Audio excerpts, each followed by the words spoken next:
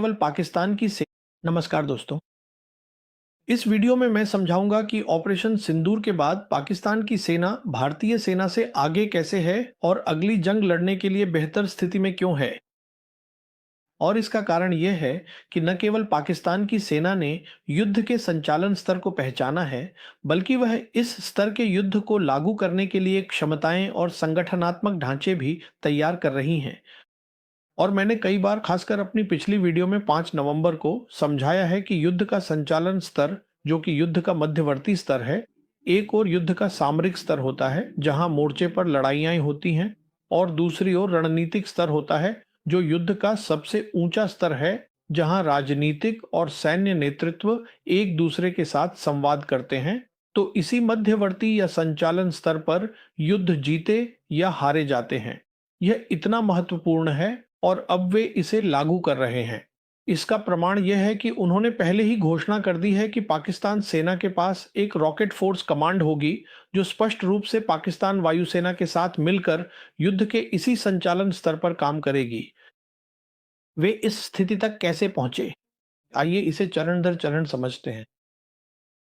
ये सब बालाकोट से शुरू हुआ था। 2019 में जब भारतीयों ने बालाकोट एयर स्ट्राइक की, तो हमने देखा कि पाकिस्तान वायुसेना ने अपनी इलेक्ट्रॉनिक युद्ध क्षमताओं का अच्छा प्रदर्शन किया। इसके बाद हमें पता चला कि अगस्त 2021 में पाकिस्तान वायुसेना के तहत पीएलआई की मदद से एक संगठन बनाया गया जिसे CENT-AIC कहा जाता है, यानी centre for artificial intelligence and computing. अब यह तथ्य अपने आप में काफी था कि ये पाकिस्तान वायुसेना के अधीन था। ये इस बात का प्रमाण था कि अगली जंग में पाकिस्तान वायुसेना, न कि पाकिस्तान सेना, मुख्य भूमिका में होगी। और फिर हमें ये भी पता चला कि उन्हीं दिनों AIC का पहला प्रोजेक्ट होगा कॉग्निटिव इलेक्ट्रॉनिक वॉरफेयर, जिसमें आर्टिफिशियल इंटेलिजेंस और इलेक्ट्रॉनिक वॉरफेयर को मिलाकर इलेक्ट्रॉनिक वॉरफेयर को एक उच्च और उन्नत स्तर पर ले जाया जाएगा। जनवरी 2022 में पाकिस्तान ने अपनी राष्ट्रीय सुरक्षा नीति जारी की। उस अवसर पर सेना प्रमुख जनरल बाजवा ने कहा कि पाकिस्तान की तीनों सेनाओं के पास साइबर क्षमताएं और उसके लिए संगठन होंगे। ये बात स्वाभाविक है कि अगर 2022 में ऐसा हुआ तो सेंट AIC में एक और प्रोजेक्ट भी होगा। आर्टिफिशियल इंटेलिजेंस और साइबर दोनों को एक उन्नत स्तर तक ले जाना, और यह एक घातक संयोजन बन जाता है। AI और इलेक्ट्रॉनिक वॉरफेयर, क्योंकि जो भी आधुनिक युद्ध की समझ रखता है वह CMA के महत्व को जानता है। CMA का मतलब है CEMA, जो कि साइबर और इलेक्ट्रोमैग्नेटिक गतिविधियां हैं। ये दोनों वर्चुअल डोमेन क्षमताएं एक साथ मिलकर काम करती हैं। जहां तक साइबर का सवाल है, वह डेटा पर हमला करता है, और इलेक्ट्रॉनिक वॉरफेयर उन इलेक्ट्रोमैग्नेटिक तरंगों पर हमला करता है जो डेटा को ले जाती हैं। तो ये दोनों क्षमताएं बहुत महत्वपूर्ण हैं। और फिर हमने देखा कि पाकिस्तान की सेना सीमा में कितनी अच्छी हो गई थी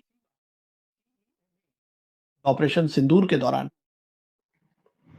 सबसे पहले पहली एयर टू एयर मुठभेड़ के बाद पाकिस्तान एयरफोर्स ने अंतरराष्ट्रीय मीडिया को एक ब्रीफिंग दी, जहां एक वरिष्ठ अधिकारी ने डिजिटल मानचित्र पर समझाया कैसे ऑपरेशन सिंदूर शुरू होने से पहले ही पाकिस्तान एयरफोर्स के पास भारतीय वायुसेना के लड़ाकू विमानों की इलेक्ट्रॉनिक पहचान थी। यह एक बड़ी बात है। यह इलेक्ट्रॉनिक इंटेलिजेंस के बारे में है, और हम जानते हैं कि इलेक्ट्रॉनिक वॉरफेयर की मुख्य क्षमता इलेक्ट्रॉनिक इंटेलिजेंस है।